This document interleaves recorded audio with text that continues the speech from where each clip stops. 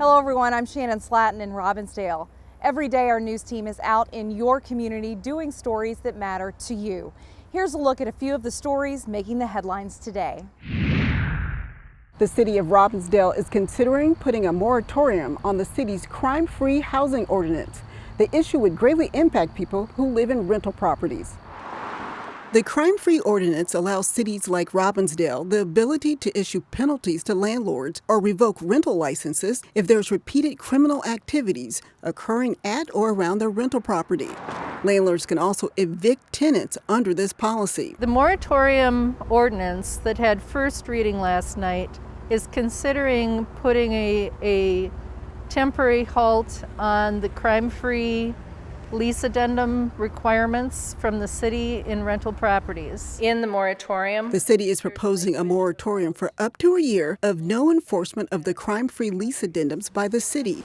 Robbinsdale officials will use that time to study whether certain groups of people are treated differently under the practice. Because the crime-free lease addendum is specifically for rental property, not owner-occupied property, that there's a different standard for one group of people over another. Some say the ordinance is discriminatory because renters are disproportionately people of color who may be the subject of more police calls. Please don't take the word of white people when they say residents like these rules, they like these laws.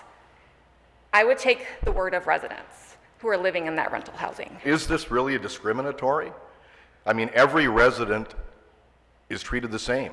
Nothing in this ordinance does it say anything about race. There'll be a second reading on the proposed moratorium on October 20th. In the meantime, the city would like to hear from residents living in rental properties. In Robbinsdale, Sonia Goins, CCX News. For months, indoor dining restrictions have forced restaurants to rely on outdoor seatings. But as temperatures get cooler, restaurants are trying to figure out how to keep their seating capacity. We've had a really great summer and really good weather, so we're pretty much packed on the patio almost every night when it's really nice out. At Grizzly's Grill in Plymouth, the packed outdoor patio has been a saving grace. Well, we're hoping to have a really great fall, really great weather to keep as long as we can. But the business will eventually have to brace for cold weather. Even just the past couple of days in the cold weather, we did notice a little drop.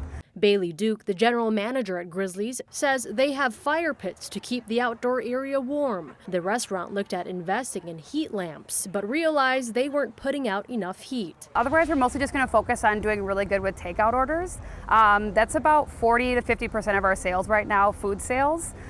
So I don't see that trend going away, so we're just going to adapt to that new lifestyle. Sitting on Grizzly's outdoor patio, we met up with Zach Ward. We sell some beer to restaurants like the one we're in here. Ward is the co-founder of Omni Brewing in Maple Grove, and his business is also making efforts to keep its outdoor seating for as long as possible. We're looking to put a heated tent over a good swath of the patio just to have a little bit more seating, and because we've certainly benefited from the nice weather we've had this summer and the fact that we have a nice large patio. Ward says having the heated tents would help his business tremendously. It's only going to be about maybe a third of the size of our current patio or our current outdoor seating space, but every little bit helps. Duke agrees, saying the private dining room at Grizzly's has been repurposed. We opened that up and spaced the tables out, so that gives us an extra 5 to 6 tables than we would have had with the distancing inside. And as restaurants prepare for the chilly season,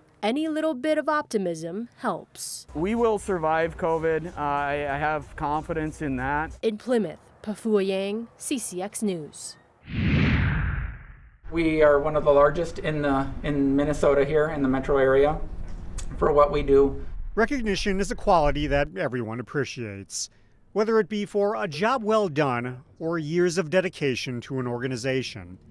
And for more than 50 years, Viking Trophies has helped to provide that service. We service everyone from the individual looking to update a fantasy football trophy to, large corporate clients. Owner Zenon Davidovich says many of those clients want to physically see what sort of awards and recognition products they offer before making a purchase. We do get a lot of traffic indoors. People want to see and feel and kind of meet us. And then after that, they can place their orders either online or via phone. And when they make their way inside this Brooklyn Park shop, That's when they meet the company's mischievous and furry 10-year-old employee. Charlie made his way to Viking Trophies about 8 years ago. A year later, he earned the title of official store greeter. It's a positive presence. You know, he's kind of a natural stress reliever, having him around. Staff members say he's amassed quite the following over the years, with customers asking to see him when they come in. Usually you see like a just immediate change in their demeanor, where they're like from business to like, oh, it's playtime. Yet, aside from being an entertaining sideshow, Charlie's role has evolved. Since the start of the pandemic, business at Viking Trophies has taken a hit. And Charlie has become their unofficial comfort animal. He visits everyone through the course of the day, and it's just a nice break where it's not work, it's not this, you know, you can just take a minute and, you know, interact with an animal, and just kind of brings you back down a little bit. Much like recognition, people also need distractions from everyday life. And even if it's just for a brief moment, this furry feline earns his keep. He's a great perk, he's a great addition here. In Brooklyn Park, Delane Cleveland, CCX News. Find more local news stories at ccxmedia.org and follow us on social media.